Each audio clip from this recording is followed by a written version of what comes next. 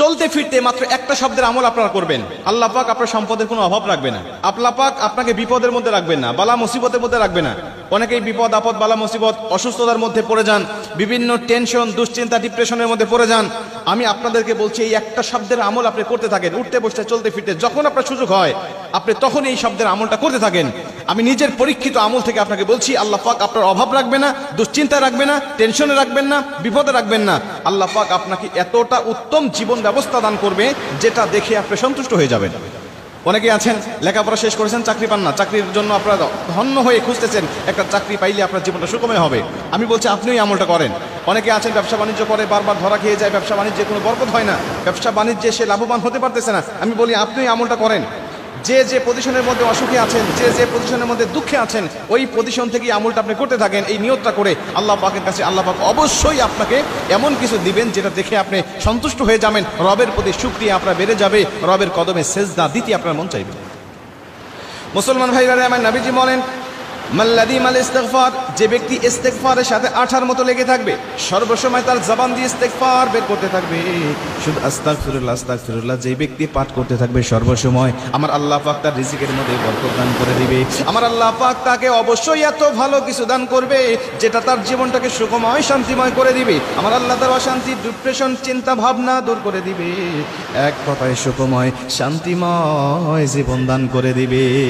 সুখময় শান্তিময় আল্লাহ পাক আপনাকে জীবন দান করে দিবে যদি আপনি ইস্তিগফারের আমল করতে পারেন। সর্বসময় আস্তাগফিরুল্লাহ আস্তাগফিরুল্লাহ আস্তাগফিরুল্লাহ আস্তাগফিরুল্লাহ রাব্বি মিন কুল্লি যামবি ওয়া আতুবু ইলাইহি লা হাওলা ওয়া লা কুওয়াতা ইল্লা বিল্লাহিল আলিয়্যিল আযীম। পুরাটা যদি আপনি নাও পড়তে পারেন, শুধু আস্তাগফিরুল্লাহ পড়তে পারলেও আপনার অনেক ফজিলত হবে। নবীজি বলছেন কমপক্ষে 5টা ফজিলত আস্তাগফিরুল্লাহ, শুধু ইস্তিগফার আস্তাগফিরুল্লাহ আস্তাগফিরুল্লাহ পড়ার কারণে তার আল্লাহ পাক সঙ্গে সঙ্গে দান করে দেয়। 1 নম্বরে তাকে আল্লাহ পাক রিজিকের অভাব দূর করে দেয়। 2 নম্বরে আল্লাহ পাক তাকে মুস্তাজাবুদ দাওয়া বানিয়ে দেয়।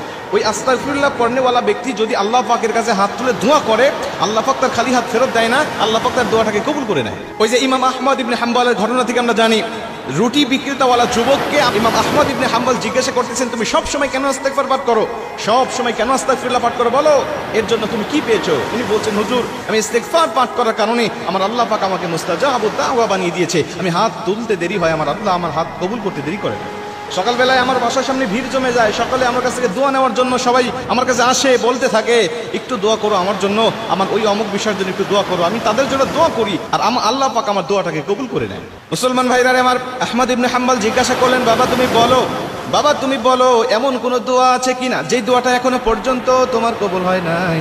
আহমদ ইবনে হাম্বলের কথায় যুবকটি ডাক দিয়ে বলে, হুজুর আমি একটা দোয়া করেছি, এই দোয়াটা এখনো পর্যন্ত কবুল হয় নাই, তবে আমার আশা আছে আমার আল্লাহ অল্প সময়ের ভিতরে আমার সেই দোয়াটা কবুল করবে।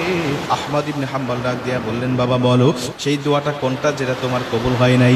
যুবকটি ডাক দিয়া বলেন, হুজুর জামানার শ্রেষ্ঠ আলেম, জামানার শ্রেষ্ঠ মুহাদ্দিস আহমদ ইবনে হাম্বলের সাথে সাক্ষাতের জন্য আল্লাহর কাছে প্রার্থনা করেছি, আমার আল্লাহ পাক এখনো কবুল করে নাই, তবে আমি সময় বের করতে পারতেছি না বলেই আল্লাহ কবুল করতেছে না।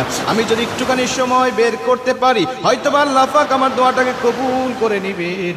হুজুর অচিরেই আমি তার সাথে সাক্ষাতের জন্য রওনা হয়ে যাব।